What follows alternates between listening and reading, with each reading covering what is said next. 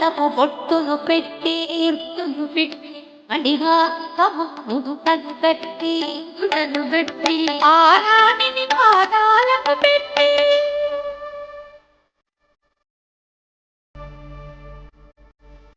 ఆరాణిని పాదాలకు పెట్టి కూతురే వెలసిన సీత కళ్యాణం చూతమురా అంది సీతారాముల కళ్యాణం చూతమురా అంది.